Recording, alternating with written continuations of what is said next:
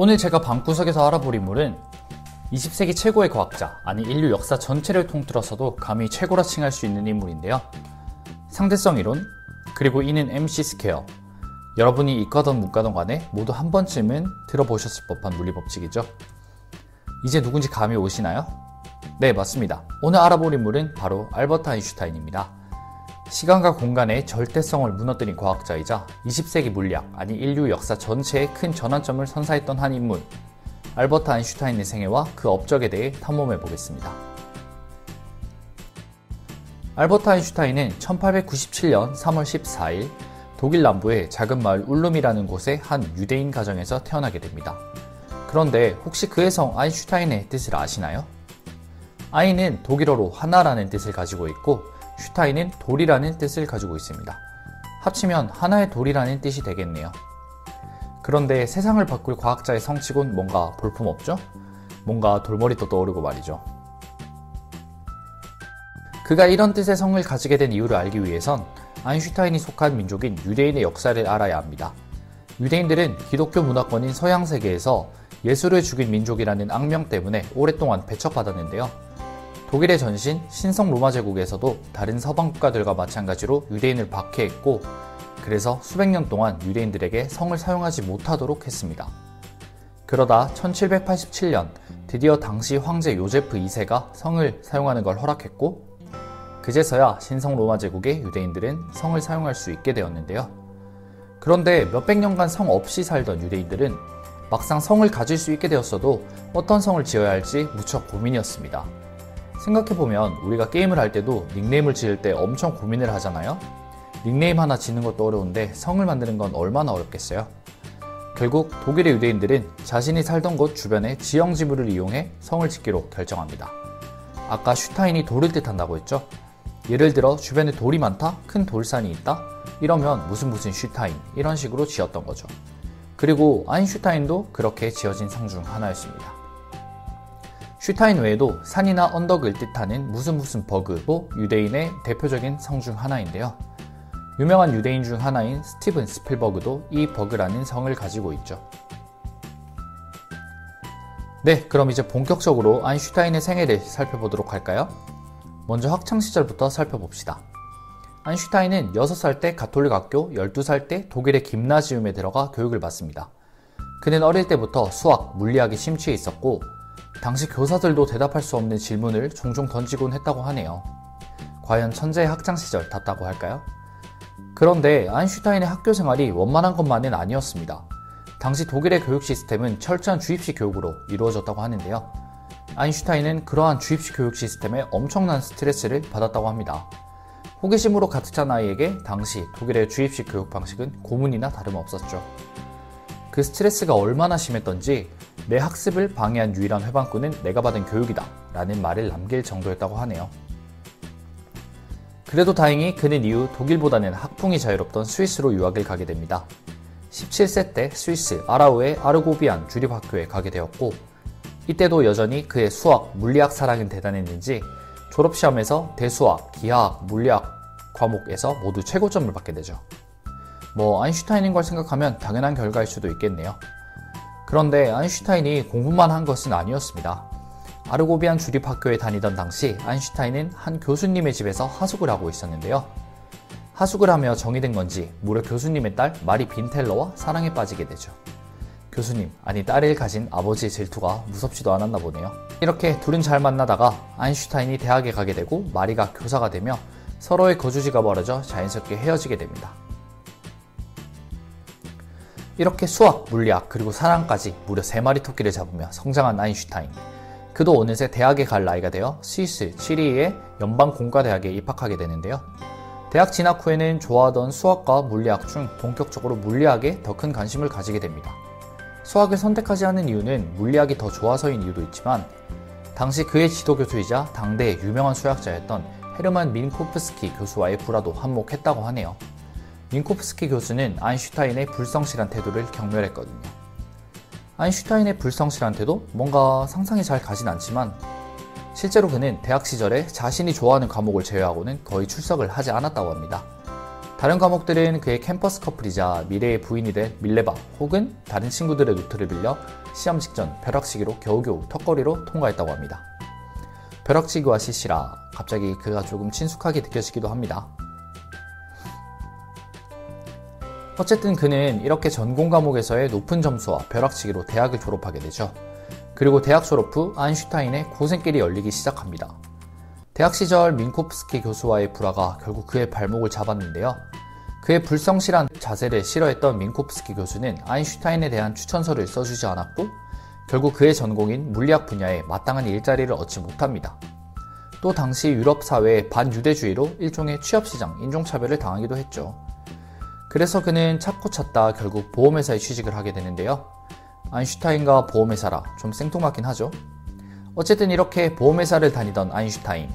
그런데 월급을 받아보니 너무 적은 액수였던 겁니다. 그래서 그는 투잡으로 가외 알바를 하기로 결심했는데요. 이렇게 가회생을 구하는 광고를 내기도 하죠. 아인슈타인의 가회 한번 받아보고 싶으신가요? 하지만 그의 생각만큼 가회생은 잘 모집되지 않았고 더군다나 투자 문제로 상사와 싸우고 해고당하게 됩니다. 다시 취준생이 된 아인슈타인. 결국 대학 동창에게 도움을 구해 간신히 일자리를 구하는데요. 동창의 도움으로 겨우겨우 다시 자리 잡은 곳은 바로 특허청이었습니다. 그리고 아인슈타인은 드디어 이곳에서 새로운 역사를 써내려가죠. 아인슈타인의 특허청 생활은 1902년 스위스 베른에서 시작됩니다. 그리고 특허청에서 일한 지 3년이 지난 1905년 그는 한 사람이 한 개도 쓰기 어려운 세상을 바꿀 지식이 담긴 논문을 한 편도 아니고 무려 5편이나 발표하는데요. 3월에는 빛의 입자성을 증명한 광전효과에 대한 논문 광량자 가설을, 5월에는 원자론을 뒷받침할 강력한 근거인 브라운 운동에 대한 논문을, 그리고 대망의 6월에는 그 유명한 특수상대성 이론이 담긴 움직이는 물체의 전기 역학에 대하여 라는 논문을 발표합니다. 여기서 끝이 아니죠. 연이어 7월에는 고체를 이루는 분자의 운동과 에너지에 관한 논문을, 9월에는 그 유명한 E는 mc 스퀘어, 즉 질량 에너지 등가 원리가 담긴 논문을 발표합니다. 그가 단 1년 동안 발표한 이 논문들은 과연 어떤 가치를 지니고 있었을까요? 먼저 빛의 입자성을 설명한 광전효과에 대한 논문은 후에 양자역학의 토대가 되었습니다. 이어서 발표한 브라운 운동에 관한 논문은 현대 물리학의 기본인 원자론의 강력한 근거가 되어주었죠. 말하기도 입 아픈 특수상대성 이론은 시간과 공간이 관측자와 속도에 따라 달라짐을 증명해내며 기존 역학계에서 절대적으로 받아들여졌던 시간과 공간의 절대성을 무너뜨리게 됩니다. 또 이는 mc 스퀘어를 설명한 논문에서는 서로 전혀 다른 것이라 여겨졌던 질량과 에너지가 사실은 본질은 똑같고 형태만 다를 뿐이라는 것을 밝혀냈습니다. 이 모든 것은 알버트 아인슈타인, 그의 나이 26세 때 해낸 일들이었는데요.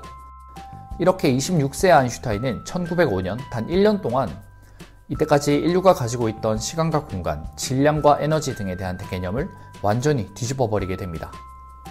이후 이 1905년은 과학계의 기적의 해라고 불리게 되죠. 그가 이뤄낸 업적은 정말로 놀라운 것들이었고 자연스레 여러 과학계 유명인사들이 그를 주목하게 됩니다.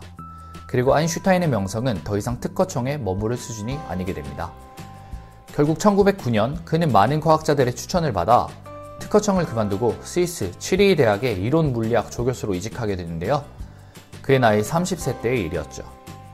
프로 이직러인 그는 이후에도 프라하 대학, 자신의 모교 취리히 연방공과대학을 거쳐 드디어 1914년 최고의 조건을 내건 베를린 대학의 카이저 비렐름 연구소에 정착하게 됩니다. 당시 카이저 비렐름 연구소에선 아인슈타인에게 많은 돈과 충분한 연구 시간을 보장해줬는데요. 아인슈타인은 여기서 또 한 번 기적을 만들어냅니다. 바로 일반 상대성 이론의 발표이죠. 그런데 잠시 특수 상대성 이론과 일반 상대성 이론의 차이를 아시나요? 뭔가 이름만 놓고 보면 특수 상대성 이론이 좀 더 어려워 보이고 더 수준 높은 이론일 것 같은데요. 하지만 사실은 특수 상대성 이론보다 일반 상대성 이론이 훨씬 어렵고 광범위한 이론이라고 합니다. 앞서 특수 상대성 이론이 시공간이 절대적이지 않고 관측자의 속도에 따라 달라진다는 걸 설명한 이론이라고 했었죠.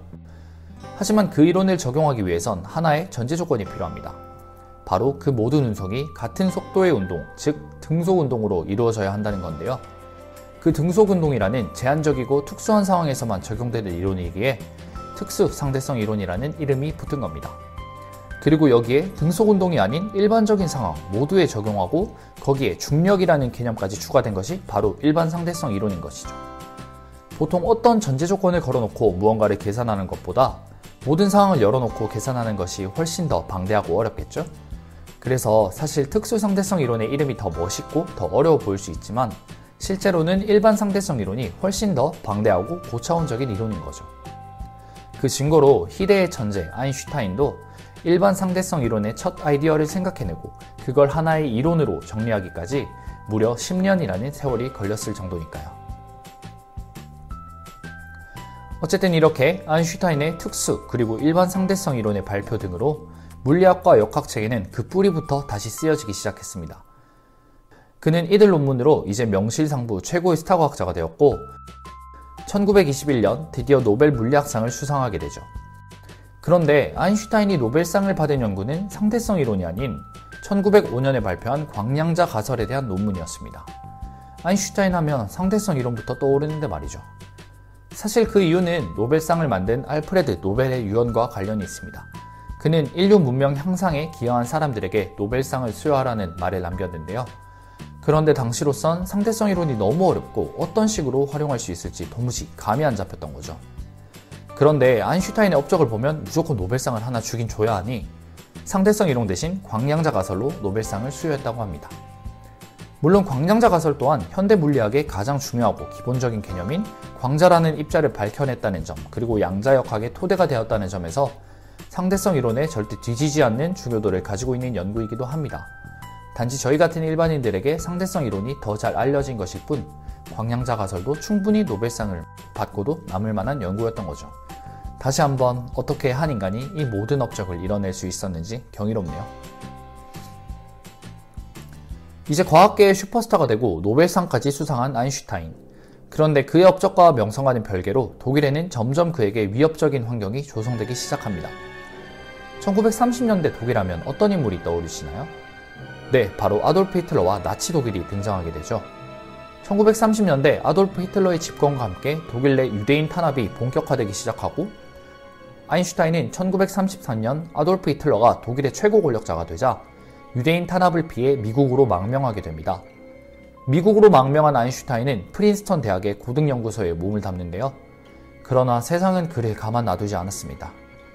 1939년 9월 1일 나치 독일의 폴란드 침공으로 제2차 세계대전이 발발하고 얼마 후 유럽과 미국에는 나치 독일이 핵무기를 개발하고 있다는 소문이 퍼지기 시작합니다.